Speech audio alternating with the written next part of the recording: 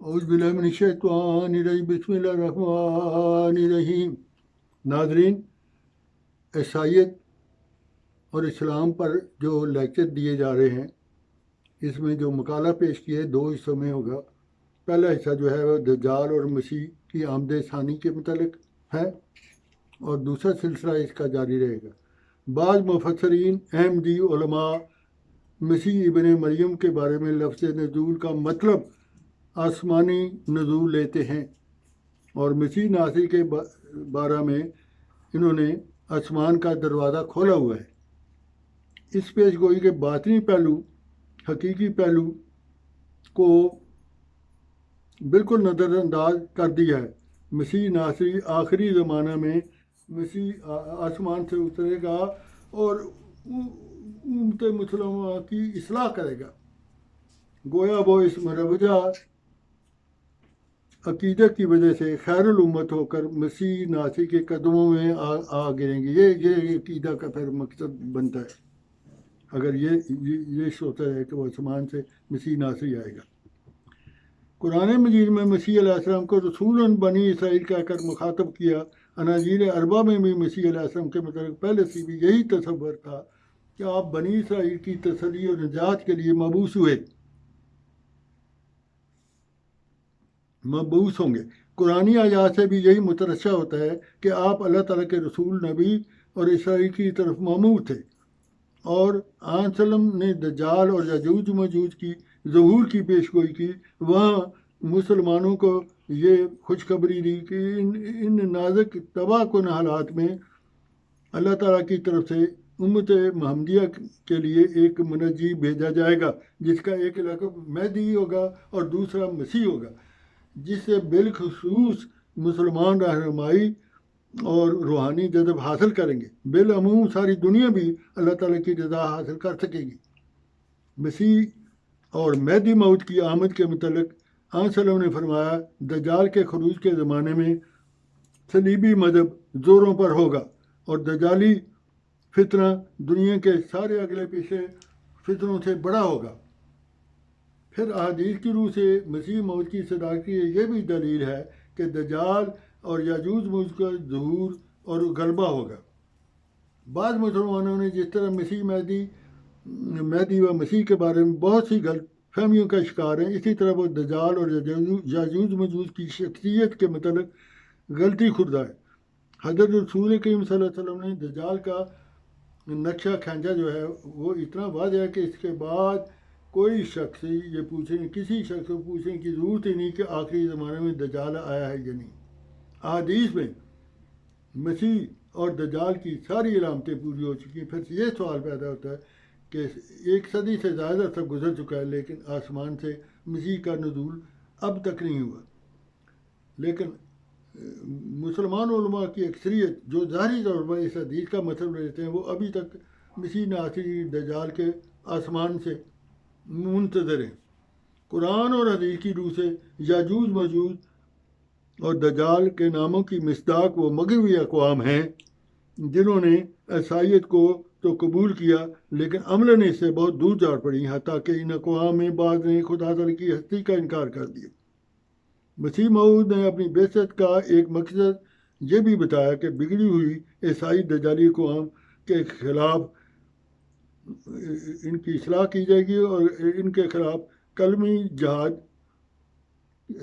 کیا جائے گا، کیونکہ دجالی ترقی کے زہریلے اثرات کا زور شور ہوگا۔ ہر چیز کا محض مادی نقطہ نگاہ سے جائزہ لیا جائے گا، جبکہ مسلمان ظاہر پرستوں نے معمور زمانہ کی پہچان میں بھی غلطی کھائی، اور مسیح ناصر کی بعثت پر یہودیوں نے جو غلطی کھائی تھی وہی غلطی مسیح محمدی کے علماء نے کھائی۔ اور اس زمانے کے یہود نے مسیح کو اس لیے ٹھکرا دیا کہ یہ غریب گھرانے کا فرد ہے، یہ ستوت، شوکت، سیاسی عزت و اقتدار ملکی سے آری ہے، ہمیں تو تخت داؤدی کا وارث شہنشاہ با اقتدار مسیح چاہیے۔ یہی مطالبہ آج کے مسلمانوں کا عمل ہے، حالانکہ معموران الہی تو آسمانی بادشاہت کے وارث ہوتے ہیں، مادی دنیا کی بادشاہی ان کے مقابل کوئی چیز نہیں، ان کے نزدیک کوئی چیز۔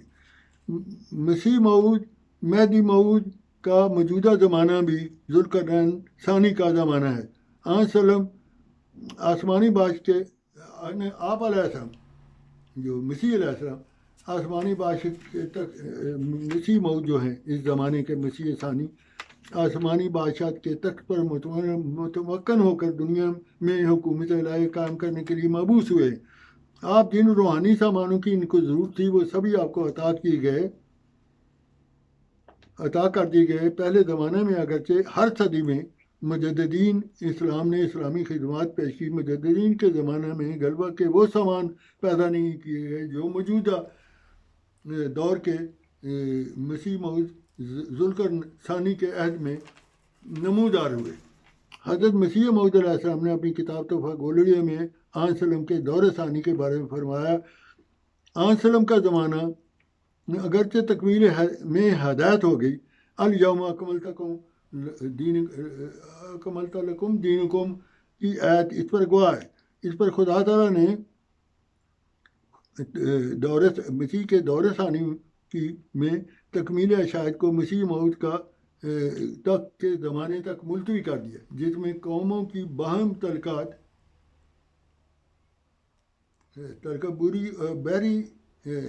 بری اور بحری مرکب ایسے نکل آئے جن سے بڑھ کر کوئی سہولت سواری کی ممکن نہیں، اور کثرت سے پریس کی جو اشاعت ہو رہی ہے، تالیفات جو ہیں، کتابیں شائع ہو رہی ہیں، یہ ایک شیرینی کی طرح بنا دیا جو دنیا کے تمام مجمع میں تقسیم ہو، یعنی سرکولیشن پوری دنیا میں ہو سکے۔ گویا علیہ وسلم کا دوسرا دور آپ کی بعثت ثانی اشاعت دین کی تکمیل کے لیے مسیح موعود کے وجود میں ظاہر ہوا۔ مسیح موعود کی بعثت ملک ہند میں ہوئی۔ آپ علیہ السلام دین اسلام کی فرض اشاعت کی دل و جان سے سرگرم ہو گئے۔ آپ نے اعلان فرمایا کہ مسیح موعود کے لیے غلبہ اسلام خدا کی پیشگوئی پورا کرنے کے لیے ہے، اور اس کی منادی کر دی کہ یہ منادی دنیا میں بجلی کی طرح پھیل گئی، یا بلند مینار کے چراغ کی طرح دنیا کے چاروں گوشوں میں پھیلے گی اور پھیل گئی۔ زمین پر ہر ایک سامان پیدا کر دیا، ریل تار اور اگن بورڈ اور ڈاک کے آسان انتظاماتوں میں سیر و سیاحت کے سہل طریقوں کو کامل طور پر جاری فرمایا۔ مجموعہ اشتہار، رات جلد سوم، صفحہ 203۔ گویا وسلم کی پیش خبری کے مطابق دجالی دور میں امت محمدیہ کے دن خراب ہوں گے۔ یہ پیش گوئی ہوئی خراب، جب یہ خراب دن مسیح موعود کے بغیر پلٹ نہیں سکیں گے۔ نہیں مسیح موعود کو مانیں گے، ایمان لائیں گے تو پھر پلٹیں گے۔ پیش گوئی میں دجال کی پہچان کے لیے کچھ ایسی علامتیں بھی واضح فرمائی جس کے بعد کسی سمجھدار کے لیے انکار کی گنجائش نہیں۔ فرمایا دجال صلیب کا پجاری ہوگا۔ جس مسیح نے دجال کو قتل کرنے آنا ہے اس کی نشانی یہ بتائی، وہ صلیب کو توڑے گا اور دجال کو قتل کرے گا اور سور کو مارے گا۔ اب یہ تینوں علامتیں ایک جگہ اکٹھی فرمائی۔ گویا اسلام کی نشست ثانی کے دور میں آپ قاصر صلیب نے قرآنی دلائل سے دجال کا مقابلہ کرنا ہے۔ یہ بتائیے کہ سور اور صلیب اکٹھا نام کی کون سی قوم ابھرتی ہے؟ سور کھانے والے تو اور بہت ہیں، لیکن صلیب کے پجاری سور کھانے والی قوم سوائے عیسائیت کی اور کوئی نہیں۔ مراد یہ ہے کہ قاصر صلیب مسیح موعود عیسائی قوم سے ٹکر لے گا، دجال کو مارے گا۔ یہ بھی بتا دیا کہ دجال یہی لوگ ہیں جن کی یہ نشانیاں ظاہری طور پر نظر آ رہی ہیں۔ پھر آپ نے پیش گوئی میں دجال کے گدھے کا بھی آگے ذکر کیا کہ گدھا کیا کارنامے دکھائے گا۔ وہ بتایا کہ یہ جو ایجاد ہے سواریوں کی ایجاد نئی تکنیک وہی دجال ہے۔ وہ فرمایا دجال کا ایک گدھا ہوگا، اس کی نشانی ہے وہ آگ سے چلے گا، اور آگ کھا کر چلنے والا گدھا تو آج تک نہیں پیدا نہیں ہوا، اور کوئی سوچ نہیں سکتا، نہ اس زمانے میں کوئی ایسا سوچ سکتا کہ آگ کی سواری، یعنی آگ کھا کر چلنے والا گدھا آج تک سواری فار پاور حیرت انگیز پیش گوئی ہے۔ پھر فرمایا جو گدھا دجال کا اس کے پیٹ میں اندر لوگ سوار ہوں گے، اب پیٹ میں کہاں سے داخل ہوں گے؟ یہ حضرت خلیفۃ المسیح رابع یہ بتا رہے ہیں گدھے کی نشانی۔ کیسے داخل ہوں گے؟ ان اندر کی روشنی، فرمایا کہ اس کے اندر روشنی جا رہی ہوں گی۔ اب یہ عقل کے اندھوں کو پتہ نہیں کہ جب یہ جدید سواری دجال کی اجازت کا جہاز ہے، خلیفۃ المسیح رابع فرمایا سوائے گدھے کے ہر ایک کو یہ بات سمجھ آ جانی چاہیے، کیونکہ وہ شعر ہے کہ پتا پتا بوٹا بوٹا ہارا حال ہمارا جانے ہے، جانے نہ جانے گل ہی نہ جانے باغ تو سارا جانے ہے۔ بہرحال وسلم کا فرمودہ پیش گوئی میں نقشہ جو کھینچا گیا، آپ یہ نقشہ دیکھ لیں، ساری دنیا اس قوموں کے غلبے کی ہے۔ حوالہ دیا میں الفضل انٹرنیشنل 13 جون 2014 ماخوذ عرفان مجلس عرفان منعقدہ 22